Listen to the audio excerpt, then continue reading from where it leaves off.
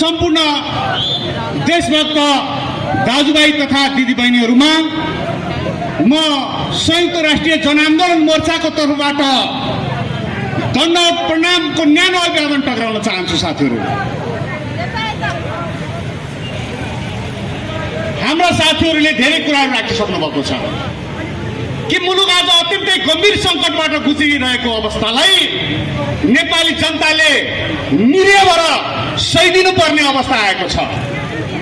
हामी अनुरोध गर्न चाहन्छौँ, आज न्यायालयसँग आशा गर्ने अवस्था हामीसँग टुटिएको अवस्था छ।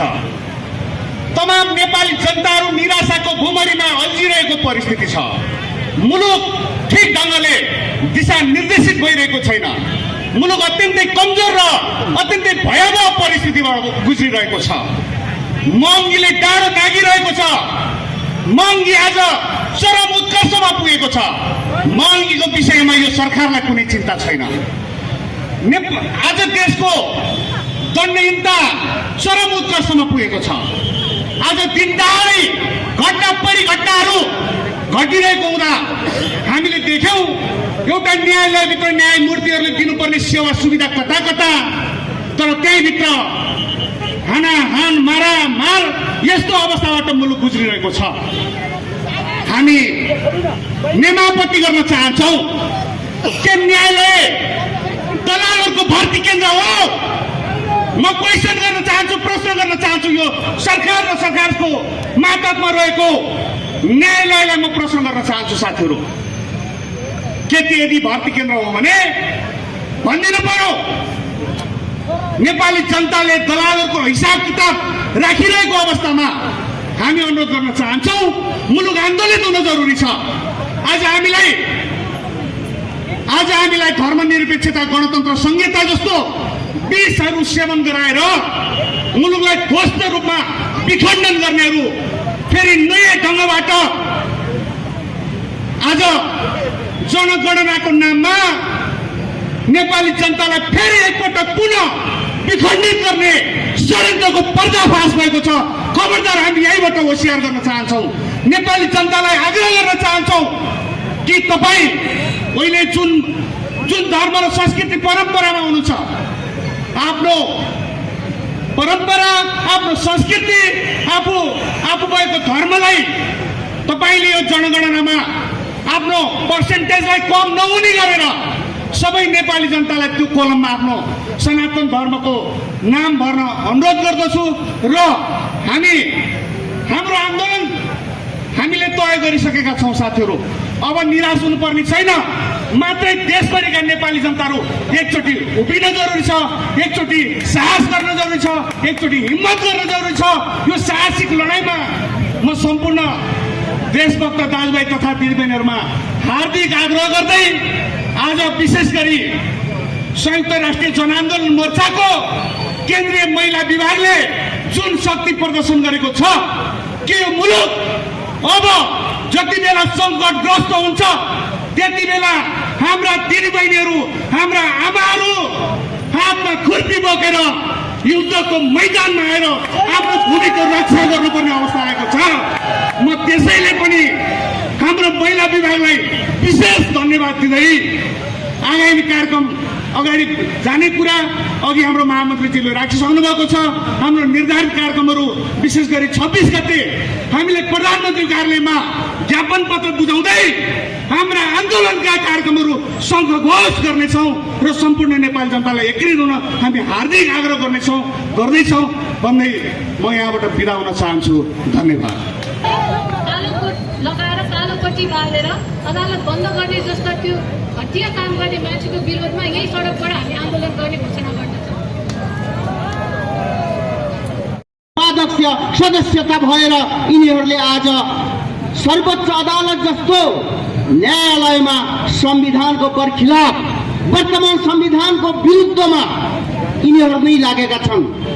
तथापि नेपाली जनताले यो संविधानलाई सम्मान गरेको थियो। तर जुन न्यायालयले संविधानको बारेमा व्याख्या गर्छ, जुन न्यायालयबाट जनतालाई न्याय दिन्छ, त्यही न्यायालयका न्यायमूर्तिहरू आज अहिलेको संविधानको बरखिलाफ भन्छु म त, विरुद्ध भन्छु म त, यिनीहरू लागिरहेका छन्। यिनीहरू यो सिस्टम बचाउन सक्ने खुबी र क्षमता भएका व्यक्तित्व नभएको हुनाले यो नाङ्गो नाच भइरहेको छ साथीहरू। अर्को कुरा, नेपाली जनताको खुन पसिनाबाट, हामीले तिरेको करबाट यिनीहरूले मासिक तलब खान्छन् न्यायमूर्तिज्यूहरूले। तर आज त्यही जनतालाई हामी न्याय दिँदैनौँ, हामी न्यायलाई बहिष्कार गर्छौँ भनेर बहिष्कार गरेर बसेका छन्। यो संविधानको कानुनभित्र पर्छ कि संविधान विरोधी कार्य हो। एउटा जनताले न्यायमूर्तिको विरुद्ध केही शब्द टिप्पणी गर्दा अपहेलनाको मुद्दा लाग्छ र त्यही न्यायालयको न्यायाधीशले संविधानको उल्लङ्घन गर्दा, प्रधान न्यायाधीशको मानमर्दन गर्दा यिनीहरूलाई यो मुद्दा लाग्छ कि लाग्दैन? त्यसैले म आग्रह गर्न चाहन्छु, सर्वप्रथम सत्तापक्ष प्रधानमन्त्रीज्यू, तपाईँ छिटोभन्दा छिटो तपाईँका कार्यकर्ता भर्ती गरेका न्यायालयका न्यायाधीशहरूलाई निलम्बन प्रक्रिया अगाडि बढाउनुहोस्, महाभियोगको प्रक्रिया अगाडि बढाउनुहोस्। 21 जना न्यायाधीशको विरुद्ध पहिला तपाईँ महाभियोगको कार्यक्रमलाई अगाडि बढाउनुहोस्। अब प्रतिपक्षले हिजो भनेको छ, एकजना प्रधान न्यायाधीशले मात्रै होइन 5 जना न्यायाधीशहरूले राजीनामा गर्नुपर्छ। हो, परमादेश जारी गर्ने 5 जना न्यायाधीशले राजीनामा गर्नुपर्छ भन्ने उहाँको भनाइलाई हामी नकार्न सक्दैनौँ। तर उहाँले अर्को कुरा पनि भन्नु पर्यो, हामीले पार्टीबाट भर्ती गरेका न्यायाधीशहरू पनि राजीनामा गर्नुहोस् भन्नु पर्यो। होइन भने नेपाली जनताले अब सर्वोच्च कब्जा गर्नेछ। 200 वटा न्यायाधीशहरू हामी करारमा नियुक्ति गर्नेछौँ र 5000 मुद्दालाई 1 वर्षमा हामी फैसला गर्न लगाउनेछौँ। नेपाली जनतालाई पटक पटक ढान्न पाइँदैन। आज यिनीहरूले प्रधान न्यायाधीशले भाग मागेको छ भन्नुभयो, प्रधान न्यायाधीशले सेटिङमा मन्त्री बनाउनु भयो भन्नुभयो। दोस्रो संविधान सभाको चुनाव गर्ने प्रधानमन्त्री यही सर्वोच्चको प्रधान न्यायाधीश थियो कि थिएन? बालवाला प्रधान न्यायाधीशलाई प्रधानमन्त्री बनाएको कि होइन? त्यतिखेर कहाँ गएका थिए दलका छोलेहरू? कहाँ थियो बार? कहाँ थिए न्यायमूर्तिहरू? खबरदार, नेपाली जनताले क्रिस्चियनिटीबाट आएको फन्डबाट जसरी बार आज आन्दोलन गरिरहेको छ, म त आह्वान गर्न चाहन्छु सम्पूर्ण देशभरिका सनातनीहरू, हिन्दूहरू यी क्रिस्चियनका एजेन्टहरूको विरुद्ध हातमा अब त्रिशूल समातेर सर्वोच्चको गेटमा धर्ना गरौँ। मान्दैन भने सर्वोच्च कब्जा गरौँ र 200 वटा न्यायाधीशलाई नियुक्ति गरेर नेपालको न्याय पालिनुलाई सिस्टममा ल्याउँ। अब यति कुरा भनिराख्दा पनि कुनै व्यक्तिले गरेर होइन, यसको दोषी भनेको फेरि पनि म भन्दछु वर्तमान संविधान 2072 हो, जसले मुलुकका 7 वटा खण्डमा विभाजन गरेको छ अखण्ड नेपाललाई। त्यो गर्न पाइन्छ? दोस्रो कुरा, आज न्यायालयलाई यिनीहरूले ध्वस्त पार्दैछन्। म सुरक्षा निकायका प्रमुखहरूलाई आह्वान गर्न चाहन्छु, जनताको तर्फबाट निर्देशनात्मक सुझाव दिन चाहन्छु। तपाईहरू सुरक्षा परिषदको बैठक बस्नुहोस्, कसैको आदेश कुर्नु पर्दैन, देश बचाउनु पर्ने अवस्था आइसकेको छ। सुरक्षा निकाय र जनता मिलेर अहिलेका विदेशीका एजेन्ट, क्रिस्चियनका एजेन्टहरूलाई हामीले कटघरामा नल्याइकन यो मुलुकले उन्मुक्ति पाउँदैन, नेपाल राजनीतिक उन्मुक्ति पाउँदैन र नेपाल अब अखण्ड रहन सक्दैन। विभाजन हुन्छ, विखण्डन हुन्छ र आज त विघटनको सङ्घारमा पुगेको छ। त्यसैले म नेपाली जनतालाई आह्वान गर्न चाहन्छु, यदि मुलुकको माया छ, माटोको माया छ, राष्ट्रको माया छ भने जोलीहरूको झन्डा छोडिदिनुहोस्, पार्टीको झन्डा त्याग्नुहोस्, हातमा जे छ त्यो लिएर आउनुहोस् र नेपालको सार्वभौमिकता बचाउनको लागि अगाडि बढ्नुहोस् भन्दै म आफ्ना 2 शब्द यही टुङ्ग्याउन चाहन्छु। जय देश, जय नरेश, जय जनता। स्विस ब्याङ्कदेखि कसको कसले किन जम्मा गर्यो र सरकारले खोजेको सक्दैन? कस्तो पैसा हो? आज अदालतको व्यतिथि हेर्नुहोस्, सर्वोच्च अदालतको प्रतिनिधि निष्कालको हुन्छ। लोभ लालचका आधारले यो सरकारले किन फकायो? आज जनताका सरकारका मुद्दाहरू थाती राखेर यी पाहाडका वकिल बनाउँदाहरू यी देशको कलङ्क हुन्। यो मुलुकलाई अगाडि लैजाने भन्दा तिनीहरूले यो मुलुकलाई तल थार्ने अवस्था सिर्जना गरेको छ। कालो पट्टी लाउने एकातिर छन् भने सेतो पट्टी लाउने एकातिर बसेको छ। यो बाजिएको अवस्थामा अब यो सरकारले सर्वोच्च अदालतका मुद्दाहरू प्रधान न्यायाधीशलाई निष्कलङ्क छन् भनेर घोषणा भन्नुपर्दछ। प्रधानमन्त्रीले बोल्नुपर्छ, प्रचण्डले बोल्नुपर्छ, माधव नेपालले बोल्नुपर्दछ। अब यसै गरी सरकार मुद्दाहरूमा यो सरकार बोल्न सक्दैन भने अब जनताको अदालत, जनताले अदालत खडा गर्छ र मुद्दा जनताले फैसला गर्दछ। यो निष्क्रिय गराउने कसले दियो अधिकार? आज यी झोला बोकेका यी पार्टीकालाई आज अदालतको न्यायाधीश बनाउने सरकार होइन। किन ल्याएको गणतन्त्र? स्वच्छ न्यायालयलाई आज विखण्डन गर्ने काम यो सरकार किन गर्छ? हामीले अब सोच्ने बेला आएको छ। भोलि संयुक्त राष्ट्र जनआन्दोलन मोर्चा आज यो महिलाले गरेको कार्यक्रम हामीले 26 गते सशक्त रूपले यही ठाउँमा 10,000 मान्छे निकालेर हामी विरोध गर्न तयार छौँ। भोलि अदालतको यो मुद्दा अब सुचारू गरिँदैन भने हामी अदालतभित्र पस्नुपर्ने अवस्था जनताको अदालतमा अब सरकारमा हामी उभ्याउन तयार छौँ। आज मुलुकलाई स्वेच्छापन बनाउने भन्नेहरू र मुलुकलाई नेपाल स्वर्ग बनाउँछु भन्नेहरू आज यो अवस्था आएको हुनाले आदरणीय दाजुभाइ दिदीबहिनीहरू यो मुलुकलाई हामीले एउटा विकसित मुलुक बनाउने आज यो मुलुकमा हेर्नु 5 विकास क्षेत्र थियो, 14 अञ्चल थियो, 75 जिल्ला थियो। यसलाई विखण्डन गर्नुपर्ने कारण किन? के कारणले? यो बोकाइदिएको भारी पश्चिमा मुलुकको भारी बोकेको कारणले आज पूर्वीय सभ्यतालाई समाप्त गर्ने काम गर्यो। यसलाई अब पनि यो सरकार सशक्त रूपले अगाडि बढ्न सक्दैन भने अब हामी जनताको अदालत खडा गर्दछौँ। जनताले अब निर्णय गर्दछ। आदरणीय दाजुभाइ दिदीबहिनीहरू, भोलिका दिनमा अब मुलुक सही ढङ्गले चल्नु पर्दछ भन्ने कुरा म यहाँहरू समक्ष राख्न चाहन्छु। आज जुन महिलाहरूले जुन कार्यक्रम गर्यो उहाँले गर्नुभयो, सावित्री छेत्री केन्द्रीय सभापति उहाँको नेतृत्वमा यो कार्यक्रम भयो। उहाँको परिवारलाई हार्दिक धन्यवाद दिन चाहन्छु। त्यस्तै सम्पूर्ण मिडिया कर्मीहरूलाई पर्सि 26 गते आजै म निम्ता गर्न चाहन्छु।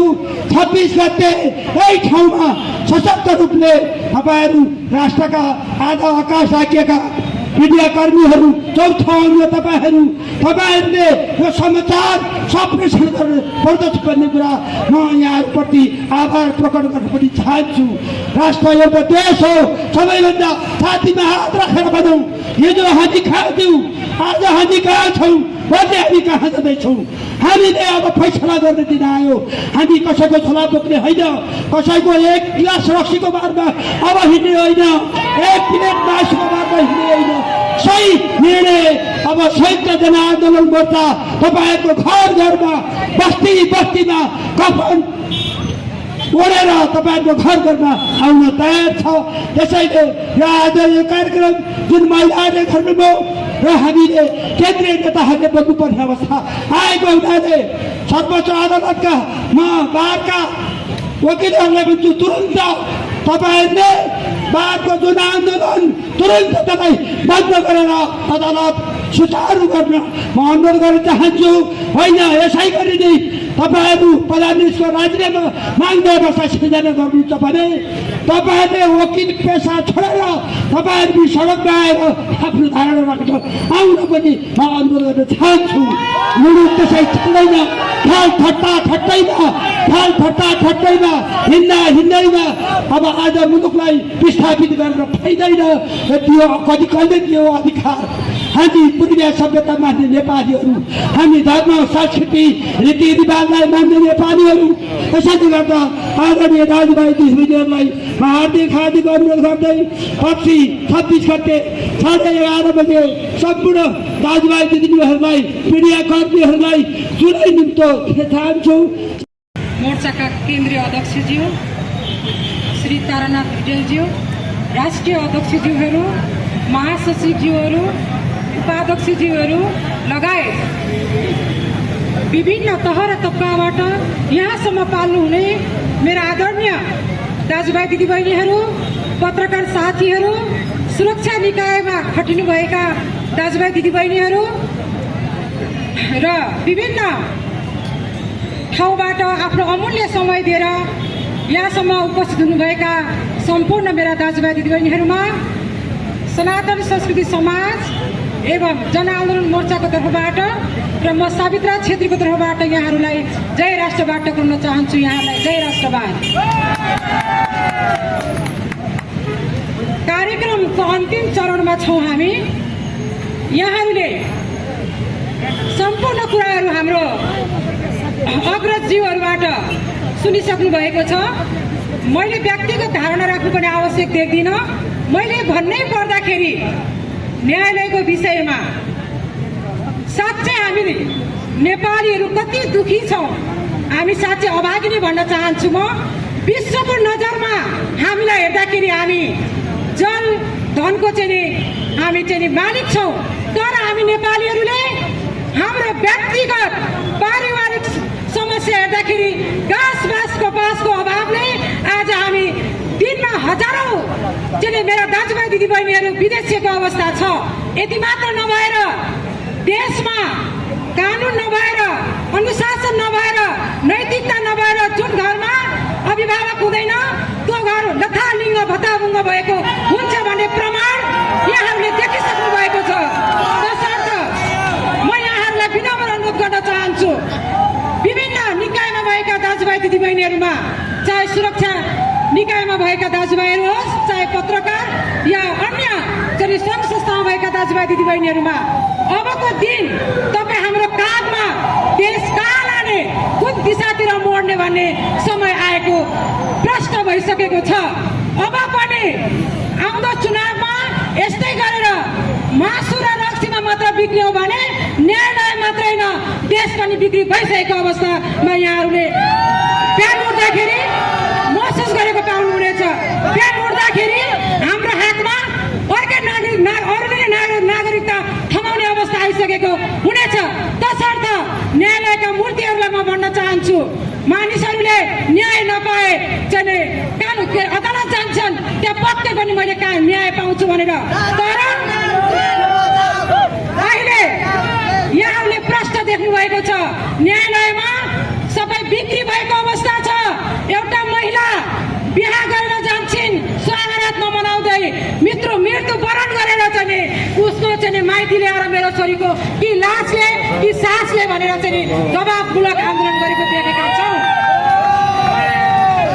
अब हामी कहाँ जाने, हामी न्यायको लागि कुन ढोका ढकढकाउने? तसर्थ म भन्न चाहन्छु, चाँडोभन्दा चाँडो अहिलेसम्म पेन्डिङ भएका मुद्दाहरू यहाँहरूको भागभण्ड मात्र नभएर यो देशको एउटा अभिन्न अङ्ग हो। न्याय नभए मानिसहरूले पौडाएर मर्ने अवस्थासम्म भएको छ। यो कानुनको आँखा चाँडोभन्दा चाँडो खुलोस् र न्यायालयको ढोका ढकढकाउन गएकाहरूलाई न्यायपूर्ण न्याय मिलोस् भन्न म चाहन्छु। र हाम्रा दिदीबहिनीहरू पनि विभिन्न क्षेत्रमा, विभिन्न ठाउँमा भौतारिरहेको अवस्था छ। यो राज्यले घाँस बाँसको पूर्ण रूपमा व्यवस्था गरेको छु भन्छ, स्थानीय सरकारले कहाँ गरेको छ? मैले प्रश्न देखेको छु। म प्रत्येक दिदीबहिनीहरूसँग समन्वय गरेर घर घरमा पुगेको छु। त्यो अवस्थामा मेरा दिदीबहिनीहरू खाना नपाएर विदेशीको अवस्था छ, कसैको घरमा बन्द बसेको अवस्था छ। विदेशबाट आउँदाखेरि उहाँले न आफ्नो इज्जत पाउनुभयो, न धन पाउनुभयो, न परिवार नै उहाँले पाउनुभयो, सब थोक गुमाएको अवस्था छ। त्यो अवस्थामा दिदीबहिनीहरू कहाँ जाने? त्यही न्यायालयमा जाने होइन। आज त्यो ढोका बन्द हुँदाखेरि उहाँहरू कहाँ जाने? आत्महत्या गर्ने? तसर्थ म भन्न चाहन्छु, यो 26 गतिको कार्यक्रममा पनि नेपालभरि रहेका 77वटा जिल्लामा भएका दिदीबहिनीहरूलाई मेरो हार्दिक अनुरोध छ, यहाँहरू कसरी हुन्छ समन्वय गरेर आफ्नो हक अधिकारको लागि आफै लड्नुपर्छ। अबको दिनमा न त बाउले छोरी भनेको अवस्था छ, न त श्रीमानले श्रीमती भनेको अवस्था छ। तपाईँ हामी आफ्नो अधिकारको लागि आफै लड्नुपर्छ। कसैले पनि हामीलाई चाहिँ नि ल भनेर दिँदैनन्। तसर्थ यो अधिकारको लागि, यो न्यायको लागि तपाईँ हामी आफ्नो घरबाट बुलन्द आवाज निकालौँ। दाजुभाइहरूले पनि श्रीमानहरूले पनि आफ्नो श्रीमतीको भावना बुझेर उहाँहरूलाई चाहिँ अगाडि बढ्ने हौसला दिनुहुनेछ भन्ने मैले पूर्ण विश्वास गर्दै हार्दिक अनुरोध गरेको छु। र यो कार्यक्रम चाहिँ लामो भएको छ र मेरा सम्पूर्ण दिदीबहिनीहरू धेरै बोल्नुभन्दा पनि यहाँहरू विभिन्न क्षेत्रबाट, विभिन्न ठाउँबाट यस्तो तिहारको चाडबाडमा पनि आफ्नो अमूल्य समय दिएर यस विषयलाई चाहिँ नि गम्भीर रूपमा लिएर साँच्चै नै न्याय त हराएको हो त भन्ने कुरालाई चाहिँ मध्यनजर गरेर जुन यहाँसम्म पाल्नुभयो, यहाँहरूलाई मेरो अन्तरात्माबाट नै कृतज्ञता प्रकट गर्दै यहाँहरूको माया सहयोग फेरि पनि यस्तै कार्यक्रममा घर गाउँमा पनि पाइरहनेछौँ भन्दै यहाँहरू समक्ष म बिदा हुन चाहन्छु। जय राष्ट्रवाद। राजतन्त्र भएन भने देश तपाईँको हालत के हुँदो रहेछ भन्ने कुरा तपाईँ हाम्रो अगाडि छर्ने छ। त्यसकारण हाम्रो बटम लाइन हो राजासहितको प्रजातन्त्र। अब सम्पूर्ण नेपाली दाजुभाइ दिदीबहिनीहरू राजासहितको प्रजातन्त्रको बटम लाइनमा एकबद्ध भएर यो देशलाई फेरि हामीले चाहिँ एउटा पुर्खाले बनाएको मुलुकलाई फेरि समृद्ध र सभ्य बनाउन तपाईँ हामी अगाडि आउन जरुरी छ। र अहिले तपाईँको चाहिँ उसले यो देश दुनियाँकै सबभन्दा भ्रष्ट तपाईँको उसले के हाम्रो चाहिँ र नेपालीहरू दुनियाँकै कंगाल कमजोर तपाईँको चाहिँ असहाय भएको अवस्था छ। र यो सबैको कारण हो तपाईँ हामीलाई हाम्रा नेता बनाउँदाहरू लोकतन्त्रको गुलियो सपना बाँडेर आज तपाईँ हामीलाई शोषण गरेको अवस्था छ। वास्तविक उनीहरूले लोकतन्त्र ल्याएनन्, लुटतन्त्र ल्याए। यो लुटतन्त्रको विरुद्ध अब साँच्चीकै सार्थक लोकतन्त्र, सार्थक प्रजातन्त्र, समुन्नत प्रजातन्त्र बनोस्। त्यसको लागि राजा बिना यो देशमा प्रजातन्त्र हुँदैन रहेछ।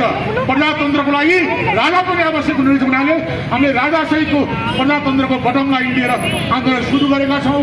सम्पूर्ण दिदीबहिनी दाजुभाइहरूलाई सहयोग गर्नको लागि हामी आह्वान गर्दछौँ। र यो हाम्रो महिला दिदीबहिनी गर्नुभएको हुनाले उहाँहरूलाई धन्यवाद छ। आधा आकाश महिला भनेको आधा आकाश।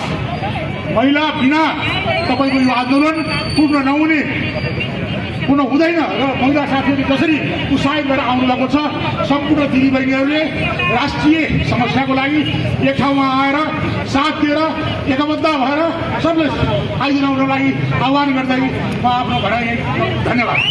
तबदेखि हामीले के छ भन्दाखेरि यो संविधान सुरुवात भएदेखि नै हामीले के भन्दाखेरि अहिले नाकाबन्दीको एउटा परिणाम भोग्नु परेको छ। पहिले संसदभित्रको हानाहानको परिणाम देखिराख्नु भएको छ। पहिले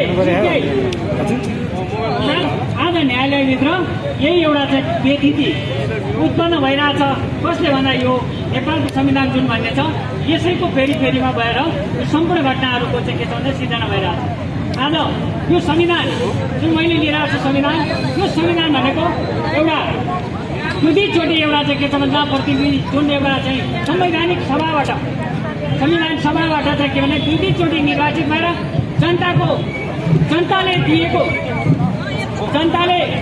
जनताले दिएको सम्पूर्ण करबाट एउटा चाहिँ सांसदहरू बनेर उहाँले दुईचोटि चाहिँ पारित गरेको संविधान पनि आज के छ भन्दाखेरि यो संविधानले जनतालाई न्याय दिन सकेको छैन। न्यायालय भनेको यस्तो विश्वासको अङ्ग हो जहाँ चाहिँ प्रत्येक विचारधाराका विश्वासहरूलाई चाहिँ न्यायालयले समेट्न सक्छ। उनले राष्ट्रियताका कुराहरू समेट्न सक्छ, उनले जनताको अन्यायका कुराहरू समेट्न सक्छ। त्यो पार्टीको संस्था होइन। पार्टी भनेको पार्टीले त सत्ता चलाइहाल्छ, तर न्यायालय भनेको स्वतन्त्र हुनुपर्छ, निर्भीक हुनुपर्छ। जब स्वतन्त्र हुँदैन न्यायालय, त्यो अवस्थामा न्यायालयले जनताहरूको अधिकार, जनताहरूको विश्वास, जनताहरूको आस्थालाई समर्थन गर्न सक्दैन। हिजो हिजो माओवादी आन्दोलन हुँदा त्यही अदालतले माओवादीको आस्थालाई बचाइराखेको थियो। हिजो पञ्चायतकालीन आदेश आन्दोलन हुँदा त्यो पञ्चायत हितहरूको आस्थालाई त्यही न्यायालयले बचाइरहेको थियो। आज के छ भने आम जनताहरू जो एउटा राष्ट्रवादमा लागेका छन् उहाँहरूको विचार बोकेको न्यायालयहरू त्यो न्यायालयले के भन्दा जनताको अधिकारलाई समेट्न सकेको छैन। देउबाले प्रधान न्यायाधीशमाथि चाहिँ अन्याय गरेका छन् भन्ने कुराहरू हामीले चाहिँ प्रष्ट रूपमा चाहिँ बुझेका छौँ। किनभने जब आफू प्रधानमन्त्री हुनु पर्दै थियो, जसरी पनि प्रधानमन्त्री हुनु पर्ने थियो, त्यो बेला प्रधान न्यायाधीशलाई चाहिँ उपयोग गरियो।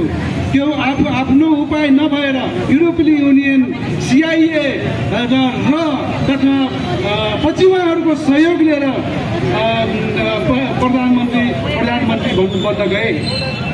जब प्रधान न्यायाधीशले क्यान्टोनमेन्टको फाइल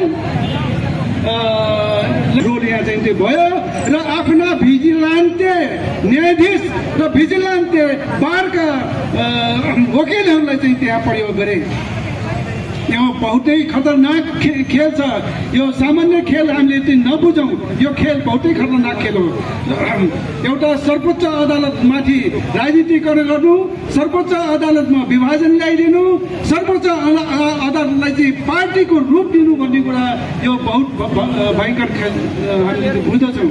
यस्तै किसिमको मैले अस्ति पनि भनेको थिएँ, अब यो सेनाप्रति पनि यिनीहरूको लक्षित छ। सेनालाई पनि यिनीहरूले विभाजन गर्नतर्फ चाहिँ उन्मुख छन् र मैले चाहिँ आज भन्न नै पर्ने हुन्छ, सेना पनि सजग हुन बहुतै जरुरी छ। एउटा प्रचण्डको नियत के हो भनेपछि कसैलाई चाहिँ हान्नु छ भने ढाडमा टेकेर टाउकोमा हान्नुपर्ने हुन्छ भन्ने जुन उहाँले अभिव्यक्ति दिनुहुन्थ्यो र वास्तविक हो पनि। अहिले प्रधान न्यायाधीशको ढाडमा टेकेर प्रधान न्यायाधीशको टाउकोमा हानिँदैछ। त्यो कसले? हाल 5 दलीय गठबन्धन सरकारले हान्दैछ। त्यस कारणले गर्दाखेरि यो सरकार कि त अहिलेका भिजिलान्टे न्यायाधीश र भिजिलान्टे बारका वकिलहरूको राजीनामा माग, राजीनामा देऊ, यिनीहरूको कारवाही गर, नत्र भने प्रधानमन्त्रीज्यू तपाईँलाई प्रधानमन्त्रीको हैसियतले त्यो कुर्सीमा बसिराख्नु पर्ने तपाईँको चाहिँ छैन।